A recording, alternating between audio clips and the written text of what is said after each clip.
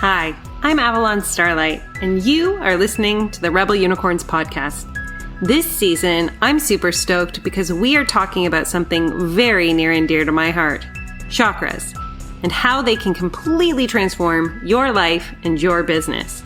Listen each week as I share my own chakra experiences, as well as introducing you to incredible guests with their own chakra stories. Are you ready? Let's get our Rebel on. Okay, Rebel Unicorns, this is a big podcast week. We are talking about your chakra that is, responsible for the vibrational frequency of love. It's so much bigger than that. I just want to make that clear, because there is this definitive coexistence of creation that occurs between your heart and what you actually want to create in the world. Now, I remember when I downloaded that I could read chakras and I was like, oh my goodness, who the hell is going to believe me? I'm just some girl in St. Catharines, Ontario at the time. And, I had some trauma in my life and I was making it through. And, at my darkest days, I started meditating. And then as I was blow drying my hair one day and leaving the bathroom, Spirit was like, you could read chakras. And I was like, what? What are you talking about, Spirit? I can read chakras. And they're like, you can read chakras. And I was like, okay, what does that mean? I don't know what chakras look like. I don't know the color. I don't know, anything about them. Do I need to research? And they were like, Spirit was like, nope, we don't want you to research because we want you to learn the model and the way that is significant for you to serve your community with. And I was like, okay, Spirit, I'm going to do this. I'm going to go all in. And so I began the process of jumping in so many human bodies, reading their chakras, reading their energy to collect the information that would become my second book, The Magical Business Method, as well as the baseline for the work that I do with everyone. And I remember the day that I picked up a book called Becoming Supernatural from written by Joe Dispenza. And I started reading the book and I was like, oh my goodness, I'm so grateful that this book has been written, because in the book, science validated that chakras existed. There were now instruments that could measure, your chakra, the vibrational frequency of it, whether it was rotating, whether it wasn't, all these incredible nuances. And there was a brief moment, you guys, where I went, now I'm validated. Now it's real. Now I can tell the world because it's been scientifically proven. And the reason why this is such a significant story to start with is because we as humans tend to think logically in our brains, and we do not allow ourselves to connect fully to the breadth of emotions that exist within our body. And we can significantly try to outthink our emotions, and in doing so, completely disconnect from our heart chakra. I'll always think that, the biggest communication that we can create, the two biggest power centers of creation, are your third eye. That's where your thoughts and your capacity to create reality through those thoughts exists, and your heart center. It's if you can plug your third eye, so your thoughts, your mindset, in with your body, your heart center, you become unstoppable. We talk about emotions as being energy in motion. And that is so important when you're doing chakra work, because we realize that, even if you're working on your mindset, your body can be really unhealthy and unwell and trying to speak to you. And I'm going to share more about what the body will do in order to get your attention in Throat Chakra Week. But right now, we really want to open up our minds to understanding that, in your chakra system, if you are not acknowledging the emotional part of your body, the emotions that live in each floor energetically from root to crown, then what I like to describe it as is you have gone out to a party in your third eye and you've left the teenagers, your emotions, having a free-for-all on the other floors of your energetic body, creating disharmony, creating a incongruence with, or incoherence with what you actually truly desire or want in the world. And it's this incoherence then that you don't understand. You can be thinking and doing everything right from the level of your mind, but your body is not at the same vibrational frequency. And so it doesn't align, and it doesn't allow you to bring forth that in which you truly desire. Your dreams don't manifest. You're like, all of this universal attraction, spiritual law is hokey pokey. And it's not. It's not hokey pokey. What it is just really getting clear, literally, in your energetic body, in your energy field, but also in understanding that the physical body and the energy you store within your energy body is just as significant and powerful as your mindset. And so when we talk about heart chakra, I'm just going to bring it right down to the simplest way for you to know right now where your heart chakra stands. As a personal trainer for almost a decade of my life, I fully understood that the heart was what kept you alive. It is the muscle that if your heart stops beating, you die. It's basically almost instantaneous. You have a few minutes, but if your heart stops beating and it does not, get reactivated, then the oxygen doesn't make it to your brain. You go brain dead, you go body dead. And that just blows my mind because it's the size of your fist. It's so powerful, this one organ, and yet we don't give it the devotion that it deserves when you think about it. And it's also our energetic life force energy comes through our heart chakra as well. Like, we communicate through our heart chakras. We are able to get into the most sincere level of giving, and receiving, because giving and receiving are the same energy when we are in coherence with our heart chakra. So the quickest little example or exercise we can do right now to help you see where you are in your heart chakra is just, if you just take a moment right now and notice your breath. Don't try and change it. Just kind of see what it's doing. Maybe you're holding your breath. Maybe you are taking these little tiny inhales and then you exhale for a really long time. Or maybe you you love a good inhale. You breathe right down to that belly, but you have a really short exhale. And maybe you're just yeah, I love me some good air. I'm taking this right down to my belly. I take a deep breath in and I take a breath out, and the beats are about the same, or my exhale is a little longer. And just, again, don't read too much into it, but just notice the way that you naturally breathe. Now, I'm going to break these each down so you have an understanding about energy flow in your body as it is right now, because the heart is the message of what your energy flow is to it. And it happens through your breath. So if you hold your breath, you are literally paused energetically. You're not receiving the divine, downloads, the divine energy, the information, opportunity, and your desires, because you're not allowing yourself to breathe it into existence, call it into your heart chakra.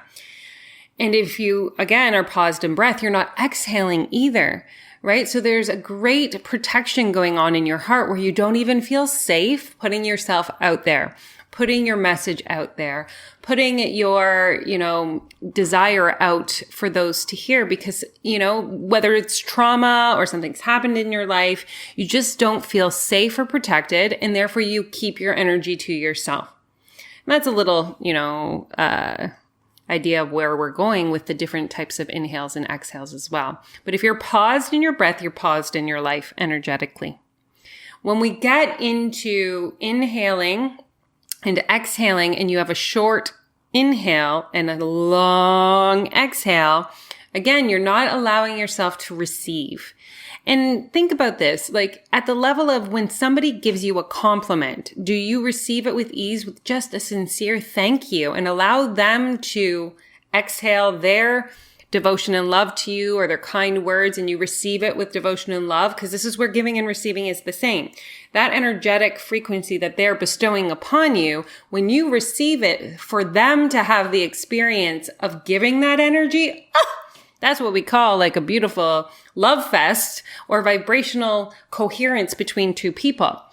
But when you are incapable of receiving this information or this frequency from people and you kind of like, oh, no, you're just silly, or these old shoes, or however you push that compliment away from you, you may notice that you have short inhales, that you do not allow that in which is yours, because we are queens, we are sovereign, we are kings, and we deserve equal value to that in which we would bestow upon the deities, the gods, the goddesses. We are equal to that same level of receive. So what you would give in devotion to your deity, to your spiritual love, you would offer that same to yourself, right? And if you're not allowing that and you're shortening your inhale, you're saying, I'm not worthy or deserving of this receive. And so you don't inhale in. And so then that question comes in, why am I not seeing the results that I desire in my business or in my life? And it's significant because you're not allowing yourself. And, if we get deserving and worthy, that goes back into the solar plexus, right? And then if you have a long exhale, let me just tell you, you're a giver. You're a giver at the expense of yourself. You will give and give and give and give if you have a short inhale and a long exhale. And then you'll get into martyrdom, which is the resistance of the heart, because you will say, all I ever do is give, give, give, and nobody ever helps me or supports me. And oftentimes I would argue with you that you're not asking for help, but at the same token, you're also not allowing yourself to receive the help when it is offered. So that's a short inhale, long exhale. The opposite is if you inhale, like you have done the work in your energy body, you feel good receiving from the divine. So you are like, bring it in. I am so ready for the success. I'm so ready for the clients. I'm so ready for, the wealth and the abundance. I'm just like, I'm calling it in. I'm inhaling, deep breath in, and then you have a short exhale, which is, I just don't feel safe putting myself out there. What if somebody hurts me? What if, there's judgment? What if I get told I'm not, what's the word I want to say here? Oh, it doesn't even matter. I'm not good enough. I'm not, spiritual enough. I'm not professional enough. Whatever the protection is that's preventing you from allowing yourself to be fully seen or fully experiencing the world of giving. Because the truth is, and it's one that I'm still working on, you guys, is that we have to be willing for people to be angry with us or upset with us, or for two reasons. One, because that tension is absolutely necessary for the growth of the people involved. To have tension creates growth and transformation. Because if not, we stay comfortable, we stay in the comfort zone and we don't expand. The second reason why it's so essential that people don't like you, and that it means that you are unapologetically, authentically declaring your message and mission in support of your people. And you understand that that level of highest vibrational frequency is meant to disrupt those who are not there. That the lower vibrational frequency humans will feel the resonance of the difference between where they are to where you are. And they're going to, of course, react to that because their inner triggers and discomforts will be affected, and they're going to respond according to their previous experiences and their life. And it has nothing to do with you. And so these are significant in understanding why it's important that people don't like us, which again, this is my work right now. Currently in 2021 is to go full Avalon, including the name change, and really speak into why I know that doing the work in your internal landscape, in your chakras, is the answer to getting your business and your message and your impact into the world. I've witnessed it over and over and over again. That's my rant, right? But that level of truth, like a lightsaber going and whoom, whoom, cutting through the bullshit, I know is going to piss people off. And so there's this beautiful understanding of getting to a healed space within your heart that you can send that exhale out and be offering your service into the world and be okay. Be okay that it's going to disrupt. Be okay that it's going to piss people off. And that's really, truly what being a rebel unicorn is, right? Because we are not the ones who follow the check boxes and the status quos and the do this in this order and stay in the stream. And we're the ones who get out of the matrix. And we find new and more inventive and innovative and equal and justice-filled ways to serve our communities and the world. So we have the way that you breathe. So I'm hoping that everybody kind of understands where they are in their breath, the inhales, the exhales. And, this is just information to let you know, because then it gives you the way that you can be working. Do I need to be working on how I receive, how I'm healing the shadows of feeling safe to put myself out there, or my work? There's so much information in the heart chakra. The other really significant piece is I'm going to be speaking to one of the communities that I know listen to this podcast. So empaths, hear me well. Hear me well. The responsibility of other people's emotions are not yours. And when you take in the responsibility for how others are thinking, feeling, or experiencing the world, you store those emotions in your heart. You will feel it as shoulder blade pain, right? You may even get discomfort in your heart, like pain in your heart, because there's just this way in which we as feelers are so, let's just say it like it is, we're so more susceptible to codependency, meaning I'm going to fix something for this person even if they don't ask me to. I'm going to make this better. I'm going to take their pain away. I'm going to, protect them in some form or some way. And let me just tell you, when you clog your heart chakra with other people's emotions, you then significantly have less space to receive your wealth from the universe. And so there has to be a point where we realize, and this is for everybody listening now, that when we're carrying other people or feeling fully responsible for them, including our partners, including our families, including our children, including our clients, you can put everybody in this exact category. When you take on the responsibility for them, you block their access to the divine receive for them through them. You will know this is happening because when people come to you directly before they make any decisions in their life, and they have to run it through you, they have to make sure that it's okay. They have to what's your opinion? What's your thought on this? I can tell you right now, you're holding on emotionally to what they could be having as their own beautiful relationship to source.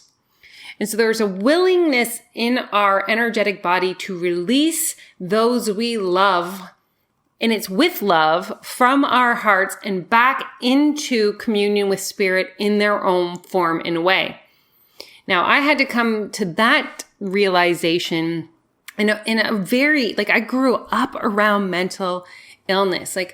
Everybody in my closest love relationships was hurting and I wanted to make them all better, from parents to other family members to my own children. I wanted to be the one that could take their pain away. And so for most of my life, I lived in a codependent state of trying whatever I had, the energy I had, the money I had, in making them better. And it wasn't until after I started doing the chakra work that I really started to realize that every time they would have anything wrong with them and I was holding that responsibility, A, they would come to me, B, I wouldn't be able to move forward in my business, and C, they didn't have the relationship with source that they were meant to be having because I was cock blocking it. And so what really truly needed to happen was that I had to learn how to just visualize taking these energies, these people, out of my heart and giving them back to source. And it was a process. And I remember going for this walk this one day, because I'd never done this before. And I remember walking and I was like allowing anyone from my past that could have potentially been in my heart. And I was speaking their name out loud. This was ex-boyfriends. This were like people in my classes. Like I was doing it for everybody at this moment. And I was imagining them coming out and they were in front of me as an auric field as I was walking. And I was just talking to them. I'm like, I love you. And I think you're wonderful. And I cannot carry you in my heart. And I forgive you. And I forgive what our experience was. And I'm giving you back to source. And I did this for this entire walk, speaking out loud, unless I was passing somebody on the path. And then I didn't, because I didn't want to look too, weird. And so I would do this. And it was really fascinating because when I got to the end of everybody that I felt I needed to bring out of my heart, I realized that the one person that I hadn't done it with was myself. And that was a big deal, to get to a place of pulling myself from my heart and being able to see my own energy there, and the forgiveness of all the reasons why I stayed in those relationships, why I held on so long, why I felt responsible for everybody. And I did this beautiful healing on myself. And I just remember just how light I felt afterwards, how open as a channel I was when I released my heart from carrying that much energy that wasn't mine. And it allowed me to be in a deeper, open heart space to receive more, because that floor of my energy body was open. And it's a practice that I have to do consistently. It's not like I just emptied my heart one day and it was done. I have to do it regularly. And I know that I need to do it because I'll get physical symptoms, right? I'll get the pressure on my chest, which means you're not speaking, which will come up in throat chakra. You're not speaking things, getting things off your chest. My heart will feel heavy, like a wet sponge, which will just kind of have that density of carrying too much. And I'll do this exercise of allowing myself to release those from my heart back to spirit, source, creator, so that they can look after them far better than just me in my little tiny perception that I'm in. Right? I know that God, angels, spirit guides, past loved ones, all of the higher powers are more equipped to support the ones I love than I am. And so it's actually with love that I release them from my heart, as it is if you do this exercise, right? And so the density and also the between the shoulder blade pain will also be my indicators that my heart chakra needs a good release. It just needs to be released. Oftentimes, if I run a program that is, the people in the cohort, I'm constantly releasing them from my heart, my kids. Like it's a practice. It's a practice in order to remain in this beautiful way, to have a clear floor of your heart chakra to receive more in. So when you're open to receiving it, you're allowing that flow of energy to just fly into this open space in your heart chakra so that you can be like a Care Bear and just stare that love vibration out into the world. See, I want to kind of go off on a tangent about love vibration versus like the actual emotion of love, but I'm not going to do that today. That's all for another podcast in the future. There's so much to say about the heart chakra. It's just such a significant, floor, because it is the bridge to your mindset, that it connects you to your body emotions, which allows you then to have a really coherent conversation vibrationally, to create the life and business that you desire, to have more intimacy in your relationships, to receive more fully with ease, and to know with every ounce of your being that you are in the divine container of love with spirit, and that when you are aligned and sharing your authentic truth into the world for the people that you are here to serve, that it is in their best interest for them to feel that contrast and that tension. And it's a beautiful thing to understand that and know that it's a vibrational frequency thing, and that disruption is actually good. It's actually in service to you both. And so I think that's where I'm going to end Heart Chakra for today. We've got like some some information about how you're breathing to help you understand where you are energetically on this floor. There's the exercise of releasing those in your heart and giving them back to spirit so that they can be looked after more efficiently. There's the understanding that, you have the capacity to attach your physical body and the emotions in your body to your mindset, to your brain. It's you that gets to do that. So I think that's good. I think we've got a good little episode here to get you started on Heart Chakra. I would love to know what resonated with you. And so please come back, share it with your friends, family, your loved ones, all the empaths out there who need to hear this information. And I cannot wait to pop in next week. This week we have JJ in the interview. Oh my God, you guys, we talk about grief. If you want to talk about emotions, it's probably one of the most beautiful episodes I've ever recorded. And next week we will come back and I can't wait to share what happens when your throat chakra is out of alignment, because it's obvious. It's the most obvious of all the chakras. So I love you. Enjoy your day, and we will pop into your inbox very soon. Wow, that episode was mind-blowing. I hope you had as many ahas listening to it as I had recording it. I would love to see the Rebel Unicorns podcast spread far and wide across the globe, across the universe. So if you want to share it on your social media with something that you found impactful, leave a review, send it to a friend. It would be so deeply appreciated. Also, a little side note, I did recently change my name. I downloaded 1.5 years ago that my name was Avalon Starlight. It was previously my birth name was Tamara Arnold.